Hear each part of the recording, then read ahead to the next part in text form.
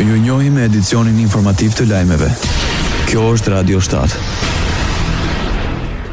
U formalizua bashkëpunimi midis Maqedonisë së Veriut dhe Bankës Europiane të Investimeve, pas dekadave të pranisë dhe investimeve për 1.6 miliard euro në ekonominë dhe shoqërinë e Maqedonisë së Veriut, u nënshkrua marrëveshje me të cilën ky institucion bankar i Bashkimit Evropian u bë me selinë në Maqedoni.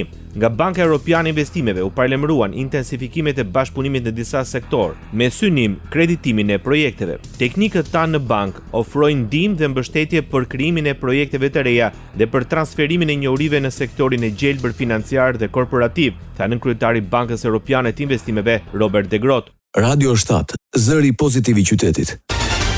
Një ditë historike e komentoi Edi Rama mbledhjen e përbashkët qeveritare mes Shqipërisë dhe Italisë. Në një postim në rrjetet sociale, kreu i qeverisë tha se mbledhja do të japë rrugë 16 marrëveshjeve konkrete të bashkëpunimit. Mirëmëngjes dhe me krenarin për një tjetër ditë historike në marrëdhënien ndërkombëtare të Shqipërisë, mbledhjen e parë të përbashkët mes dy qeverive, e cila zhvillohet në Rom për të japur rrugë 16 marrëveshjeve të reja konkrete të bashkëpunimit në kuadër të partneritetit të ngushtë strategjik me fqinjin ton të çmuar perëndimor, shkruan kryeministri i Shqipërisë.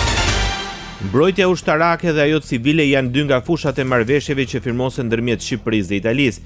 Ministri i Mbrojtjes Piro Vengo deklaroi se projekt buxheti parashikon mundësinë e financimit të huaj për nevojat e emergjencave civile, dhe kjo do të karakterizohet përmes një marrëveshje me shtetin italian për financimin e ngritjes së sistemit 112, sistemit europian të numrit të emergjencave, një detyrim dhe një nevojë emergjente për vendin tonë.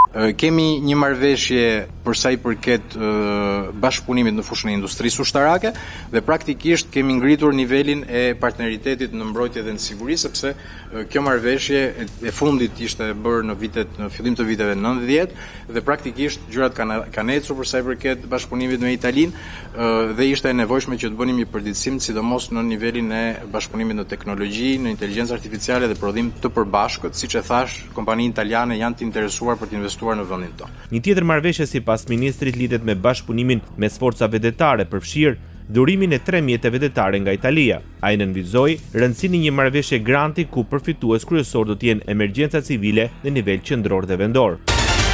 Memni Krasniqi jep dorëheqjen nga pozita e kryetarit të Partisë Demokratike të Kosovës. Në një konferencë për mediat, Krasniqi deklaroi se ky vendim nuk lidhet me zhvillimet e fundit, por buron nga bindja se shkoa për të krijuar një momentum të ri për familjen politike. Pas shumë kohë reflektime, besoj se ka ardhur momenti i duhur. Sepse një parti që beson në zhvillim, duhet besoj edhe në ripërtritje. Një leadership që kërkon ndryshim për Kosovën, duhet të ketë guxim që të krijojë hapësirë për ndryshim brenda vetes. Prandaj sot kam vendosur që të jap dorëheqje nga pozita e kryetarit të Partisë Demokratike të Kosovës. Deklaroi Memli Krasniqi.